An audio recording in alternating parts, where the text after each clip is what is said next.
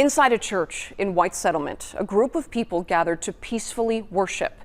One man with a weapon ruined that peace and many lives of members of our North Texas community. Oddly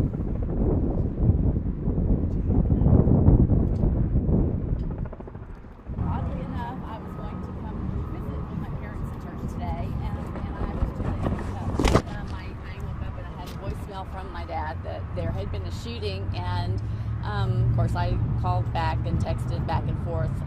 Texting is a little bit easier for him right now, and I called and I spoke with him. He couldn't talk very long because my mom was a little hysterical at that moment.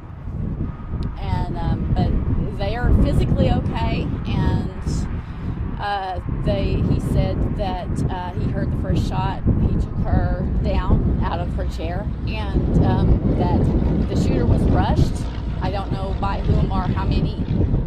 And he was stopped pretty quickly because I do believe that they knew what they were doing, and I'm very upset to hear that there has already been a death because my family is very, very close to this church. They are their family. One loss of life, and then a second person. A second person, yes, I believe had a heart attack, so I don't know who either. I know some of the members, but not a lot. As this happened, the Sunday service was streamed live online as usual, and that video is as gut-wrenching as you can imagine. I'm just giving all the glory to God because he's the one who protected my mom. I mean, the shooter was sitting next to my mother, and so she's the one that recognized that he had a fake beard on and fake sunglasses on, and he had a writing on the back of his jacket, and she knew from growing up at the church that she didn't recognize this gentleman, and he got up a couple of times and then he sat back down, and then she just kept an eye on him, and she was like, once he got up and he took communion is when he came around, is when he started shooting. It was during communion, and the moment she saw the shotgun come out, she went under the bench and hid. I mean, this is just, it's hard for us to talk about it because this is a church that we grew up in and people that we love that has been lost, and we're so much sympathy out to the family that has lost their loved one. They're very close to us. This is an outsider, though. I want to make that clear. It appears. I don't know for a fact. Yeah, I mean, it's just somebody my mother didn't recognize him. We grew up there. Yeah, in the church. Beard. We heard that too. I did not hear about the writing on the back. Yeah, he had some writing on the back of his jacket. She said she couldn't make out what it was. She just knew that there's some writing on the back of the jacket that she was just didn't understand what it was. Like a marker, like he did it, or just like no? There was actually lettering on the back of the jacket. She just didn't know. Well, it's obvious in the video, though, he doesn't look like he's supposed to be there. Well, she certainly kept an eye because it was to her. Her words was he seemed very suspicious to her.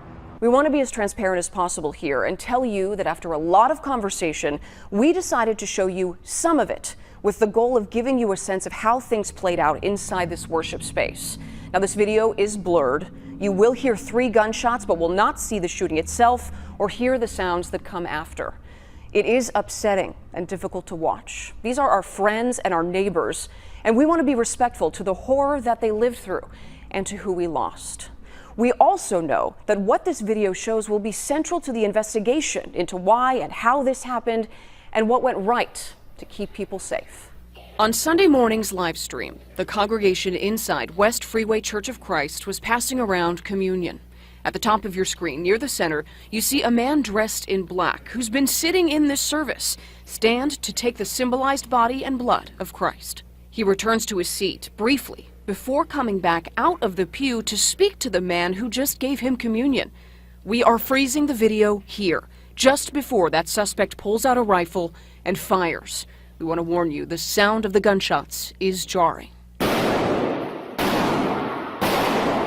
A church security guard responds, and we see the shooter fall to the ground as a stunned congregation ducks and covers. It all happens in 6 harrowing seconds. What follows is chaos and grief as the church team works to get help to those hit and move the rest of the faithful to safety. In the minutes that follow, a church leader takes to the mic and tells that congregation that everything is under control and that the security team did exactly what they needed to do.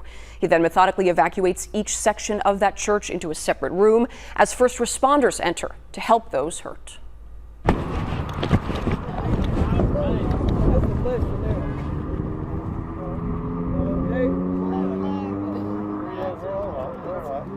There they go.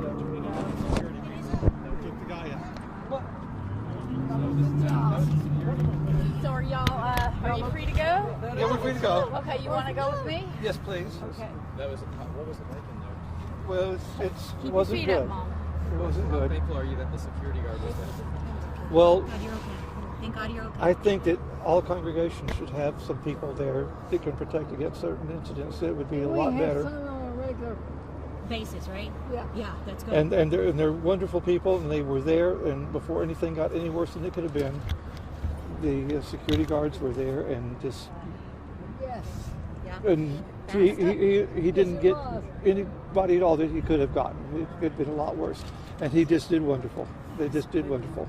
Your first action, sir, were about going to your wife. Is that right? Tell me about What I did is I heard the first shot go off, and I wasn't sure what. I smelled the cordite, and then He knocked me down, folks.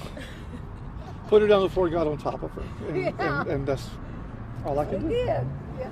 So, anyway, but I just want to make sure she's okay. Your daughter, was sitting out here talking to us for a good 5 minutes. Okay. Just telling us about how, you guys have gone to the church for such a long time. Mm-hmm.